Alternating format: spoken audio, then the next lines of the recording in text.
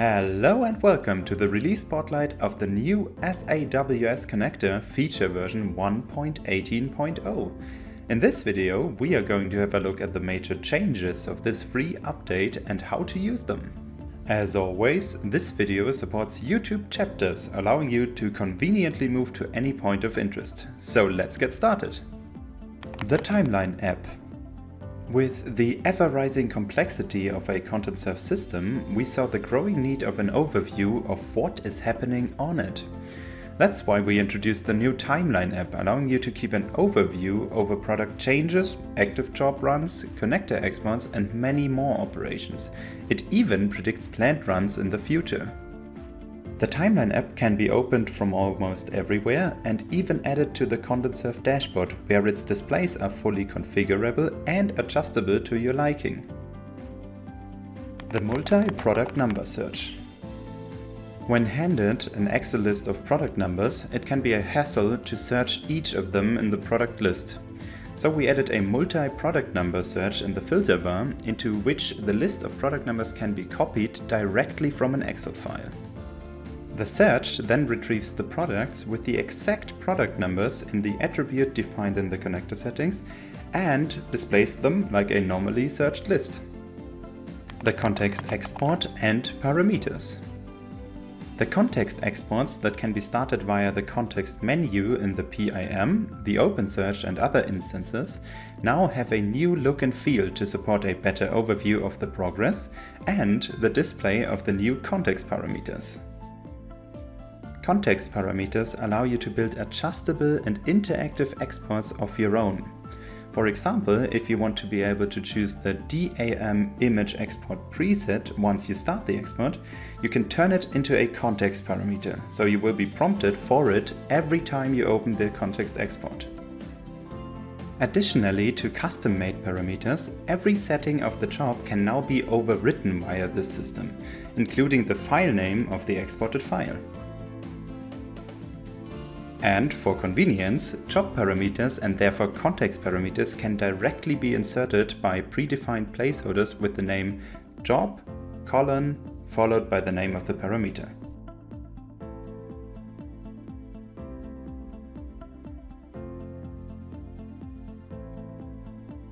The To-Do app.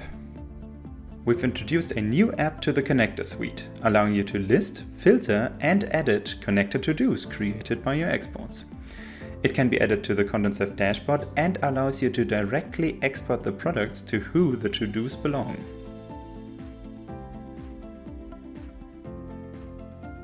The Shoppingfeed Connector. Let's have a warm welcome to a new member of the connector family, the Shoppingfeed Connector. This connector is automatically licensed with the Content Surf syndication module and hence available to every existing connector suite.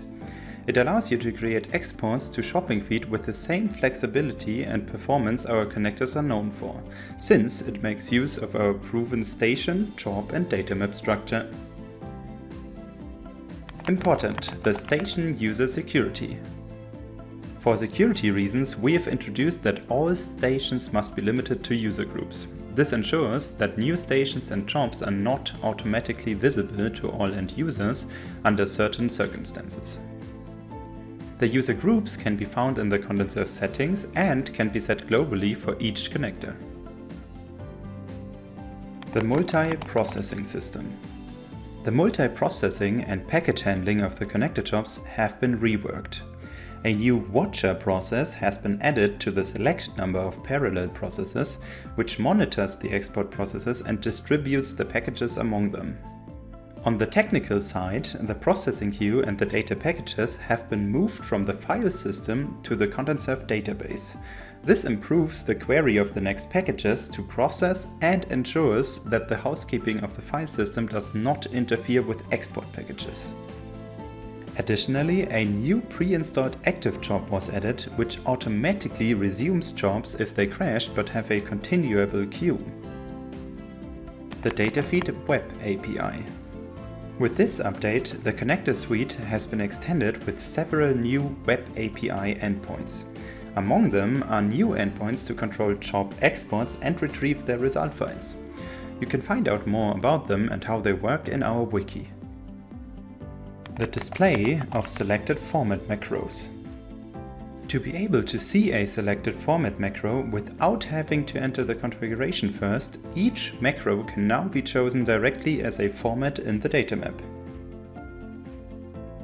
The reloading of variant heads with the sales channel reader. The sales channel reader has been enhanced to be able to reload the variant heads of the found products via sales channels. This might sound like an insignificant change, but it opens up a plethora of new ways to maintain the sales channels in your system. This means the sales channels for connectors like Shopware 6 can now be maintained at the SKU product instead of the variant head, which is often far easier to automate than determining the variant heads to maintain the sales channels too. For example, you can use our newly added Dataflow action, which adds sales channels to the given content serve favorite, and in many cases it is far easier to create a content serve favorite for the SKU products than the variant heads. The deletion of deprecated variants in the Shopware 6 connector. One of the major additions to the Shopware 6 connector was its new system to delete variants on the Shopware side, which no longer exist on the content serve side, in order to keep the content serve and Shopware product fully synchronized. This system will automatically be active with the version 1.18.0 and requires no further configuration.